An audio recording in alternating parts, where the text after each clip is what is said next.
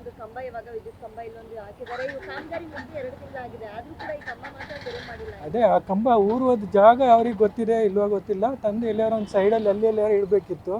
ಇಲ್ಲೇ ಇಟ್ಟರೆ ಫುಟ್ಪಾತಲ್ಲಿ ಎಲ್ರಿಗೂ ಅಡ್ಡ ಆಗುತ್ತೆ. ಈಗ ಅದನ್ನು ಒಂದು ಇಮಿಡಿಯೇಟ್ ಅವರಿಗೆ ಸಾಲ್ವ್ ಮಾಡಬೇಕಷ್ಟೇ. ಯಾಕಂದ್ರೆ ಫುಟ್ಪಾತ್ ಮೇಲೆ ಜನ ಹೆಚ್ಚಾಗಿ ಓಡಾಡ್ತಾರೆ. ಇಲ್ಲೇ ಕೂಡ ಅದು ಇವಾಗ ಕಂಪ್ಲೀಟ್ ಆಗಿಲ್ಲ, ಆ ಫುಟ್ಪಾತ್ ಸಹ ಇನ್ನೂ ಮುಗಿಲಿಲ್ಲ, ಅಲ್ಲಿ ಇನ್ನೂ ಬಾಕಿ ಇದೆ, ಅದನ್ನು ಕಂಪ್ಲೀಟ್ ಮಾಡಬೇಕು ಅವರು.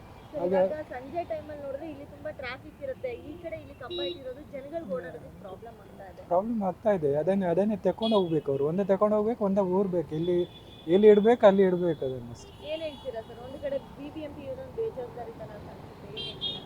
ಅಲ್ಲ, ಅದು ಬೇಜವಾಬ್ದಾರಿತನಕ್ಕಿಂತಲೂ ಅದು ಅವ್ರು ತಂದಿಟ್ಟದ್ದು ಬೇಗ ಆಗಿದೆ. ಒಂದು ಅವರಿಗೆ ಜಾಗ ಇಲ್ಲ ಅಂತ ಗೊತ್ತಿಲ್ಲ, ಸುಮ್ಮನೆ ತಂದು ಹಾಕಿದ್ದಾರೆ. ಇಲ್ಲ ತಂದು ಹಾಕಿದ್ದು ಊರ್ಬೇಕು ಅಷ್ಟೇ, ಎರಡರಲ್ಲಿ.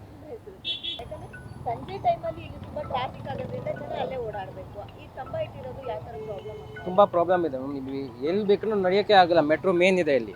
ಮೆಟ್ರೋಗೋಸ್ಕರ ಬರಬೇಕಂದ್ರೆ ಇಲ್ಲಿ ಫುಟ್ಪಾತ್ ಮೇನ್ ಇದೆ. ಫುಟ್ಪಾತ್ ಹೋಗ್ಬೇಕಂದ್ರೆ ಆಗೋದಿಲ್ಲ. ಈ ಕಂಬನೇ ತುಂಬ ತೊಂದರೆ ಕೊಡ್ತಾ ಇದೆ ಎಲ್ಲರಿಗೂ. ಇವಾಗ ಬಿಬಿಎಂಪಿ ಎಲ್ಲೋ ಒಂದ್ ಕಡೆ ತನ್ನ ಒಂದು ಬೇಜವಾಬ್ದಾರಿತನ ಈ ಮೂಲಕ ತೋರಿಸ್ತಾ ಇದೆ.